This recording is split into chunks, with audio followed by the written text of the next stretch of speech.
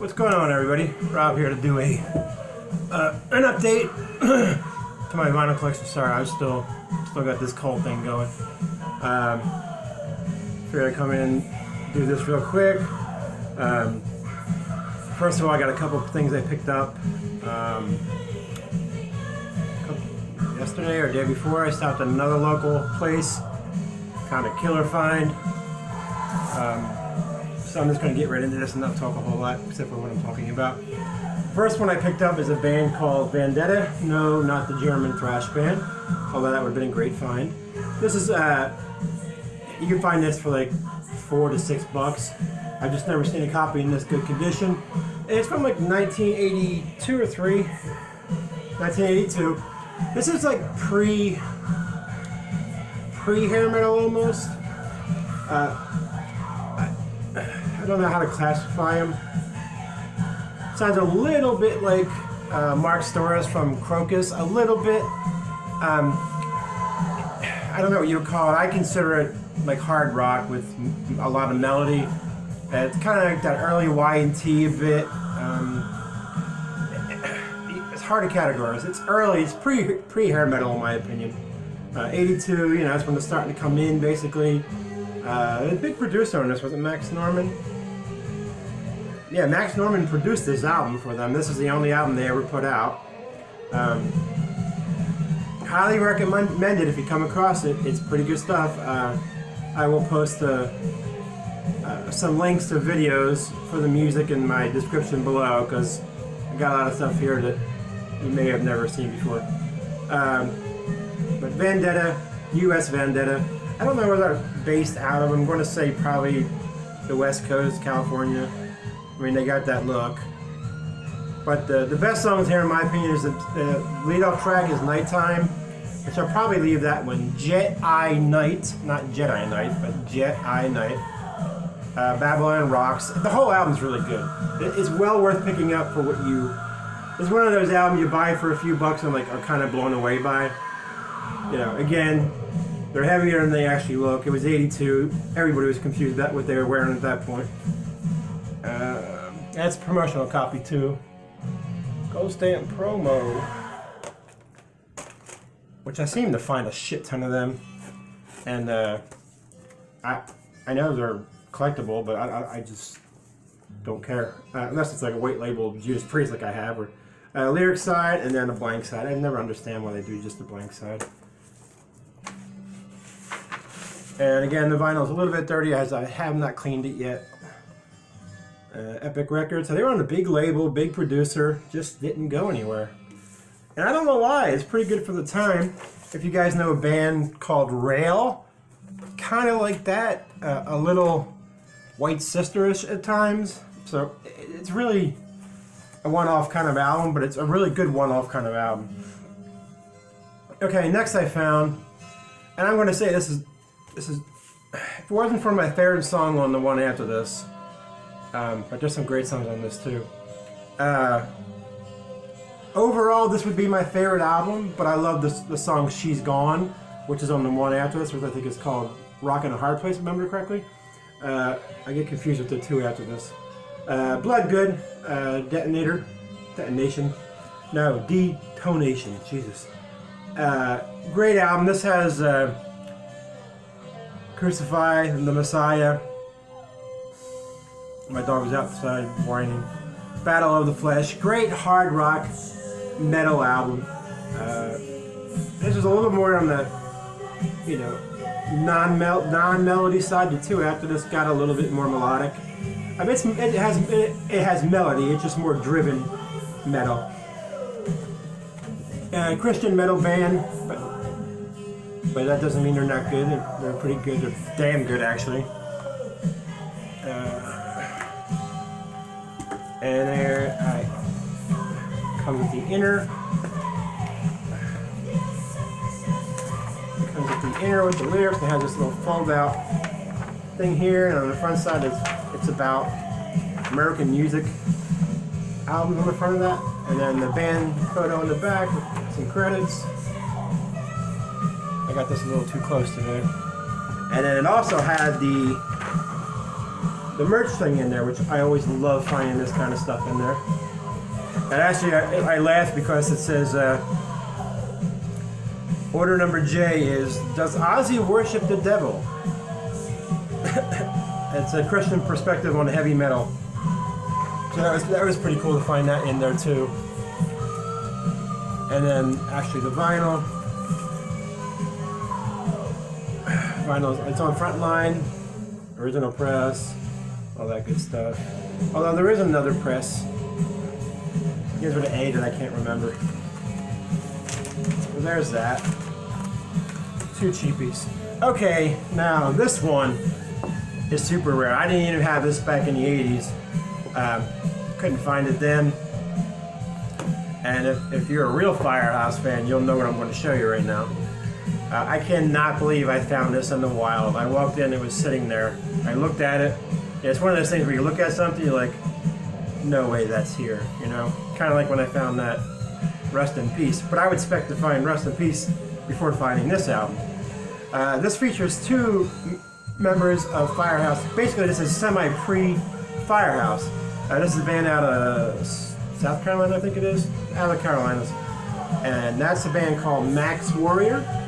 It has the singer CJ Snare, and it has the bassist Perry Richardson from Firehouse, who is now in Striper as well. Maxx Warrior EP. This is so hard to find. It's not very expensive. You can find it $30 range for the US press, about $25 for the US German press, which is called US Metal, which I still never understood that label. Call it US Metal. I guess we're bringing in US Metal. But on the back, as you can see, the CJ Snare in the middle and Perry's right there. I don't think anybody else is on here from. Yeah, but I still can't believe I'm holding these in my hand. Again, it's not one of those things that's too expensive to acquire. You can find it online. It's just hard to come by. There's 3 or 4 of them on there. But by the time you pay $30 for the album, then you pay $10 to $15 for the shipping. It's just not a $50 album, in my opinion. Granted, I'm super happy to find it. I didn't pay anywhere. I didn't even pay $20 for this. It does have some scuffs on it, but the damn thing plays through. It's a 4-track EP, and I listened to the whole thing in the store, and it played completely through. It needs a good deep cleaning, but you can see some scuffs on there if you look hard. It's on the Executive Records, which is the original press. So I still can't believe I'm holding this in my hand, and it's pretty good. It's pretty good heavy. It's heavy metal. It's almost new wave-ish.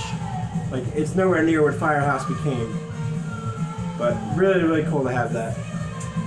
I'm astounded that I found something like that, and it's little things like that that really make it. You know, I don't need to find a $1,000 album to make me happy. You know, this is. I've never owned this before, so it's double incredible that I found this in a little dive store, you know, in my hood. It's, you know, it's probably the diviest mom and pop store that I go to. But he always finds stuff for me there. He didn't even tell me he had this. I guess he didn't think he knew what it was. Okay, now we're moving into. No, wait. Oh, no! I forgot about this one. All right. So this is a big grail for me. This is one of my upper grails. This band only has 2 albums. They're a thrash band. I always fuck this up. I always want to say Boston, Massachusetts for some reason, but it's not. Seattle, Washington, Jesus. Because I think Washington, D.C., I think East Coast, but it's Seattle, Washington. It's getting tough to come by, and that is Forced Entries, Uncertain Future. This is a great thrash band. They put out 2 albums, if I remember correctly. I can only remember 2, so I'm assuming 2. Didn't get a lot of hype. The second album got even less hype, but this album is a thrashterpiece. This is a must-have for any thrash fan. It kind of falls in the realm of Forbidden, which they were such a good band, but they never got any recognition. They kind of got pushed under Testament and bands like that. But fantastic album. Thrashhead, you must have this. This is the original press combat, which, I mean, I'm surprised I found that too. And it's a freaking Ghost Stand promo. How freaking cool is that? And it's an amazing shape. Alright, then we got the sleeve, lyrics, band side. They have a little bit of a punk edge at times. There's the combat label. This thing isn't.